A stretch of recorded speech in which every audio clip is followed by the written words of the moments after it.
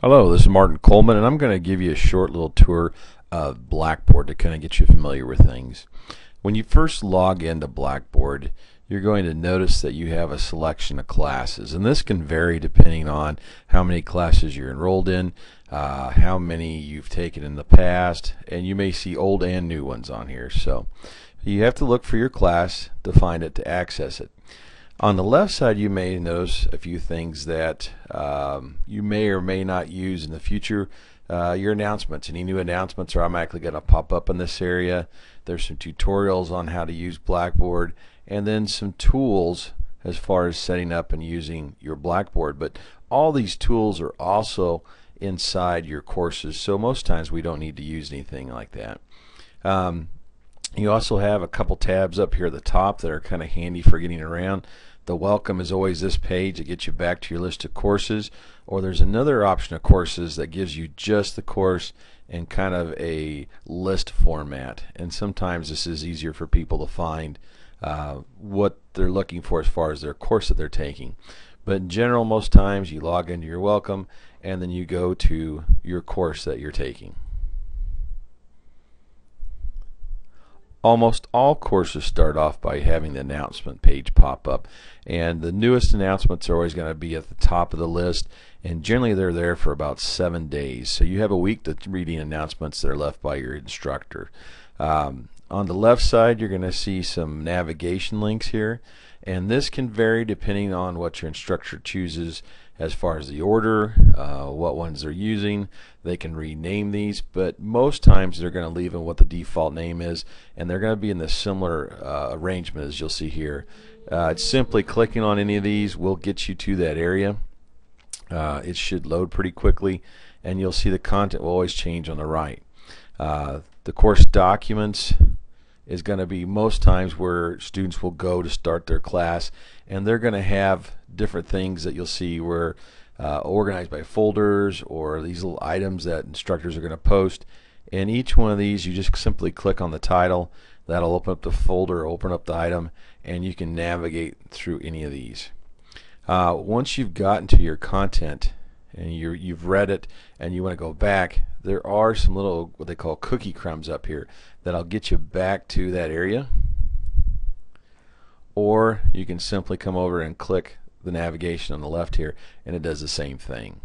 So no matter where you go, you can always navigate by using the buttons or the links on the left, or you may get into a certain area that has the cookie crumbs appearing at the top.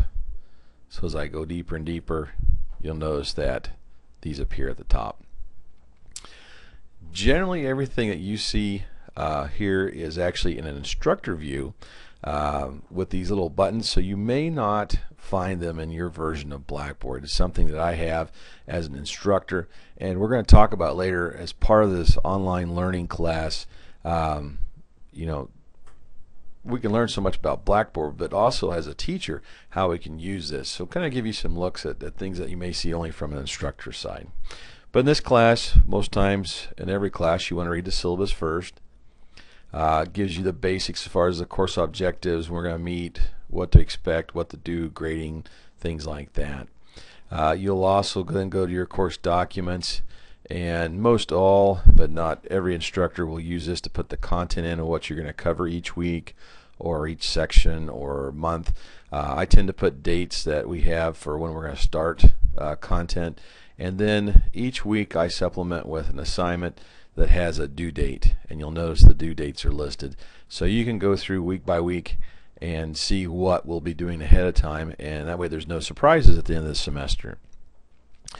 One option I like to use is the discussion board, and this is a great way for us to get in and kind of meet each other and bounce ideas off and kind of have some real interaction with your fellow classmates and me.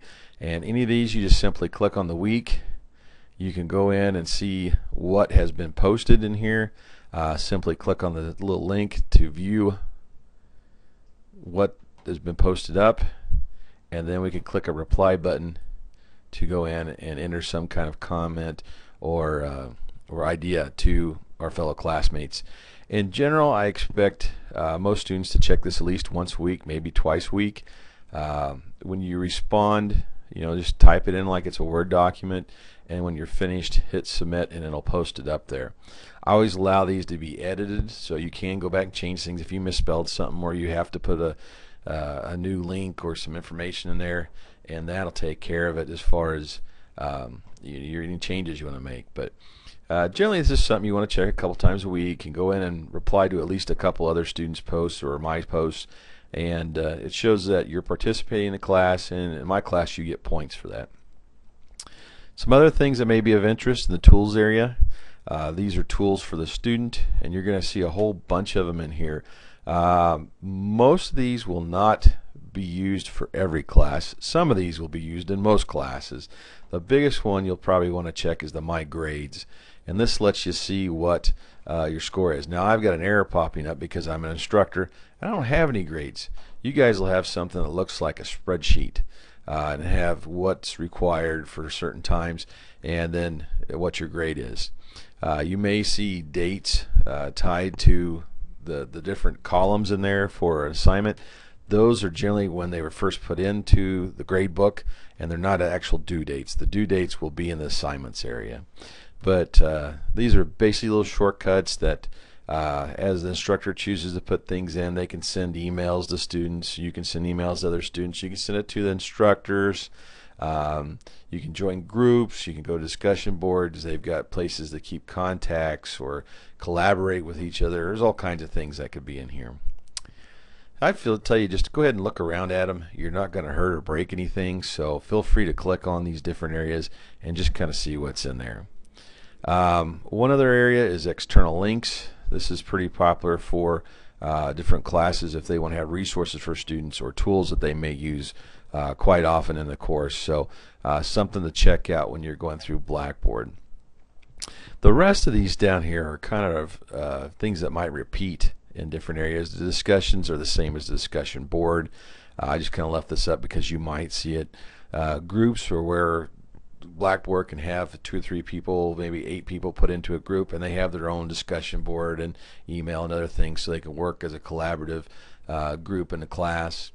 The faculty information is just kind of my information as far as who I am, how to get a hold of me, different things like that.